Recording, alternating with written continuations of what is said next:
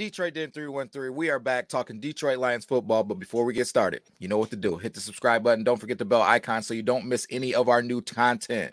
Steve, before I hand it to you, I got to put a disclaimer out there. Guys, when you're watching this, remember, we have no clue what Brad's going to do. You might think you know. I see you guys in the comments saying that you guys know Brad. I don't know how you know him because I don't even know if he knows himself. All right. But we have no idea what he might do. So we're just throwing some feelers out there. What if? Steve, tell him about the what if. What if? It's a big question. It's a loaded question. It is. We all know what the Detroit Lions need. It's defense. Last year, at the same exact time, what did the Detroit Lions need? Defense. We needed defense. What did Brad Holmes go out and do with his very first pick? Took a running back. Yeah, not defense. Not defense, last I checked. We're not knocking it. We love Jahmyr Gibbs. We love the pick. We had him mocked in the second round of that draft. So like we've always said, love the player. Didn't care about the draft position because we had 3 guys we wanted. We got all 3 of them. Yep. Doesn't matter. We got them. But we needed defense last year. We talked about guys like Jalen Carter on this show more than any other draft prospect. Our minds changed. Monday, we wanted them. Tuesday, we weren't so sure. Wednesday, there's no way in hell we're drafting them. We went back and forth on Jalen Carter. We talked about Kalijah Kancey. Mm-hmm. We talked about Christian Gonzalez, Jack Campbell, Jalen Carter. We even threw out Tyree Wilson, who I don't even know if he played this year, but we were all over the place. We were defense. Brad comes out. He smacks us in the face with an offensive player, shocked the world. So we're going to play a little, what if Brad Holmes does the same thing this year? What if at pick 29, we don't take a defensive player? What if we take a guy like Oregon wide receiver Troy Franklin? How would you feel, William? Listen. Careful now. I would be very, very, very angry. I'm not going to lie. But after my anger, I would recognize he's long, he's fast, explosive. Can we back up 1 second? Yeah. Let's go back because I forgot to say this real quick, and I think it'll change your mind. Let's assume we have a phenomenal defensive free agency, and I'll just say that. Does it change your mind at all? I would ask you, what does phenomenal free agency look like to you? You got either a cornerback 1 and a pass rusher. You got both. We don't know who. We'll say Kendall Fuller. I know that's a guy you're high on and an affordable price. You got a Kendall Fuller and maybe a Brian Burns, or maybe if you want to go cheaper, we got like a AJ Espinosa. That changes everything. Okay. Now let's live in that world. Okay. Like even if you're living in a world to where I got a Jalen Johnson and a Darnell Autry or Danico Autry. Take your pick. So if you're saying like I got something like that and we're in a pretty good situation, now we can just draft. Okay. Now yes, I should have said that before. I apologize. Yeah, okay. So now now this is I'm very happy. I'm very happy with the upside that we can get from this kid. I think he fits right into that, playing the outside. Now we got J-Mo and we got Amon-Ra St. Brown. It's just another weapon to the toolbox. We still got our running backs, man. We still got Laporta. Like, man, that makes it exciting. Like, but I'm still leaning defense. But if you're asking me if I would be rioting and living in the tiger protesting, I would not. I would be excited. I think this kid can play ball. How you feel about him? I know you're high. I'm high on this kid. I think he's a realistic option at 29. Obviously, we're not getting a Marvin Harrison Jr. We're not getting a Rome Odunze. I've seen Troy Franklin mocked to the Kansas City Chiefs at 32.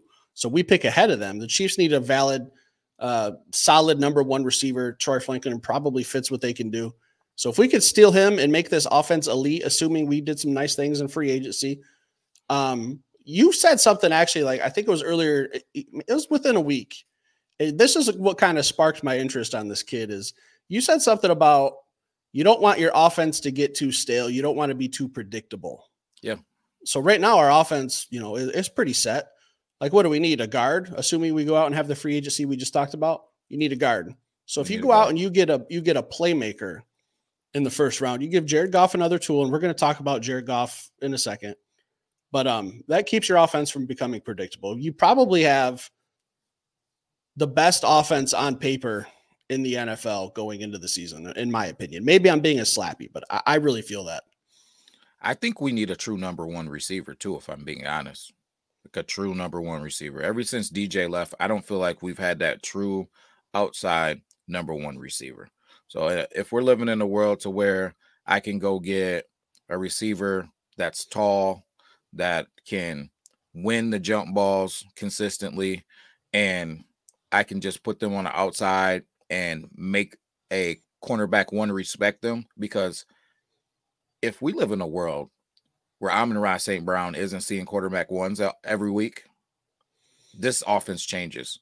And I think we do need to change from what we were last season. Film's going to be out. We're going to be studied.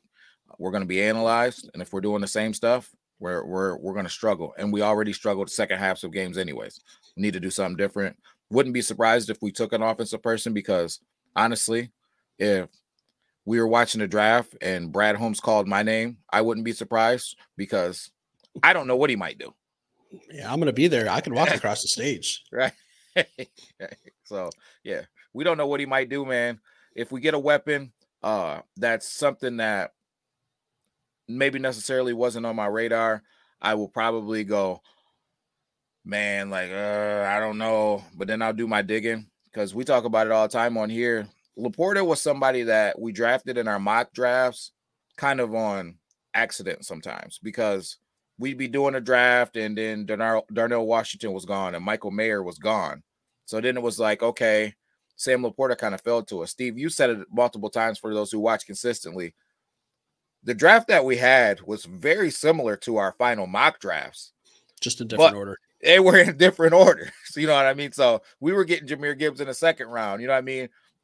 Laporta was the kind of one of the last dynamic tight ends that was left, you know, when we were picking. So I don't know, man. I'd be excited.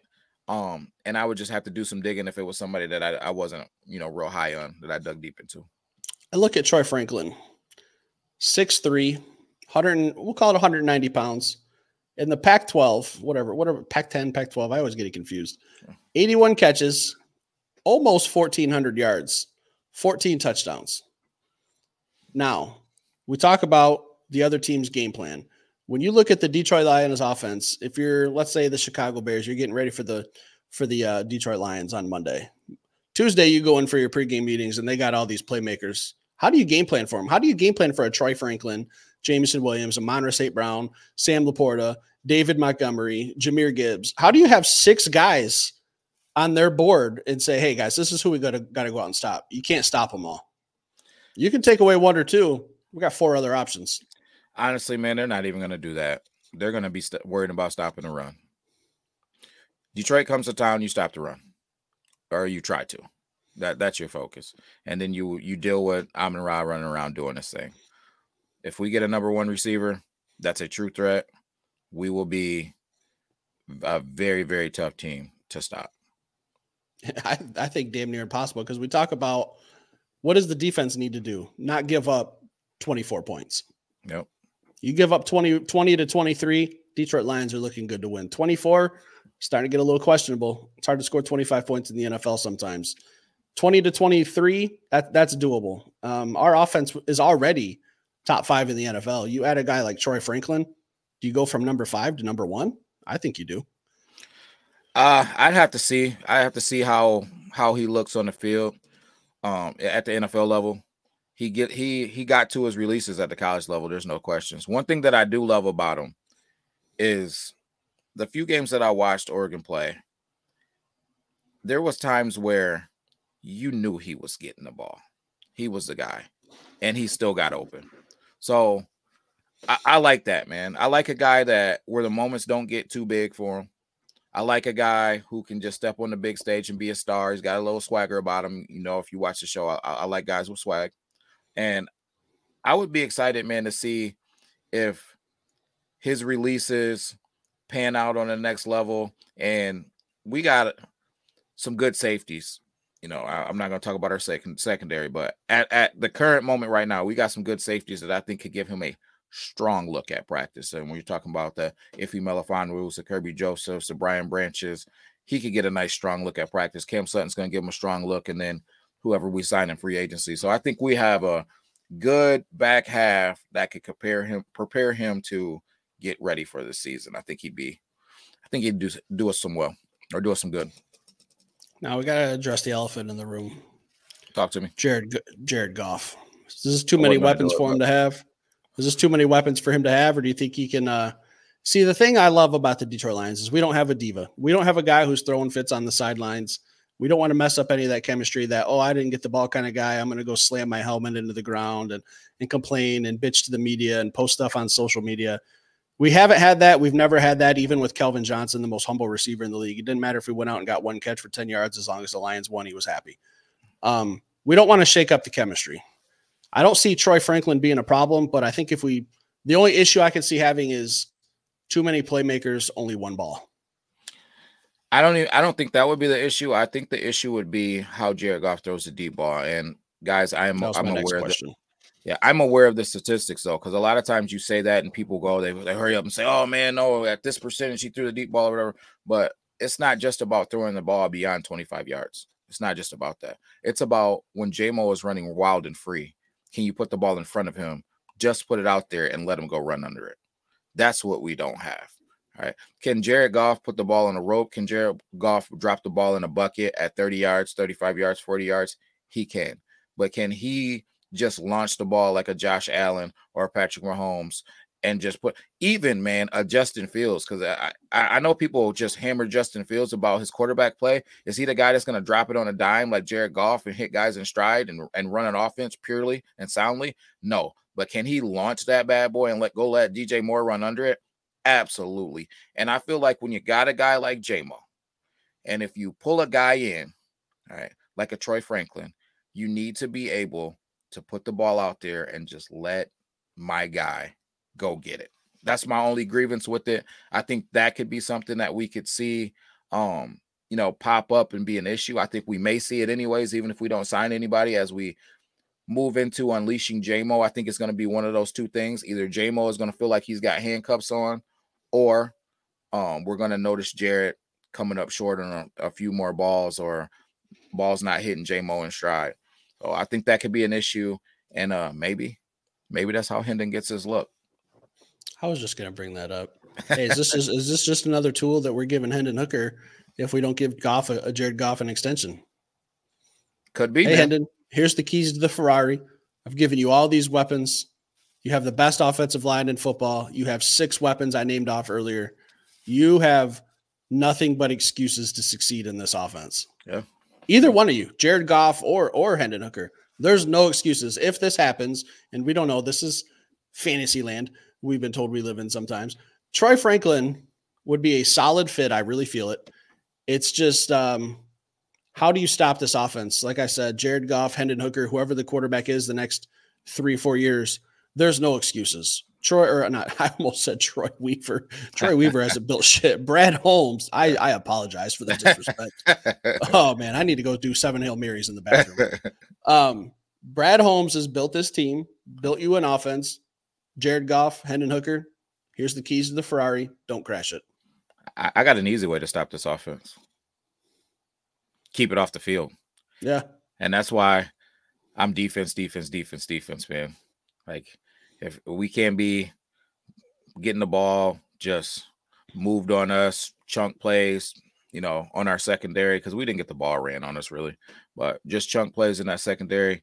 If we did, I would hope to see second round, third round defense. And I would hope that we had a great free agency, because even if that's what we said at the beginning, this all depends on free agency. Yeah, and even if we do have a good free agency, I still want to see defense in this draft, throughout the draft. Maybe not the whole draft, but because I want to see depth. Because I guarantee you, one thing that I will guarantee, and watch, I'll end up being wrong now, but Brad Holmes isn't going to go get a Jalen Johnson and a Danielle Hunter. No, right? You're not getting both. Right. So with that being said, whatever piece that we get on one end, we need depth. That's one of the things that helped us out tremendously this year. When people went down, we had a starter coming in, not a reserve guy, a starter coming in. One of those safeties went down. We had a starting safety in the league coming into the game. You know what I mean? So the only time that we didn't was in the secondary, where we got homeless people off the street. That's all I got.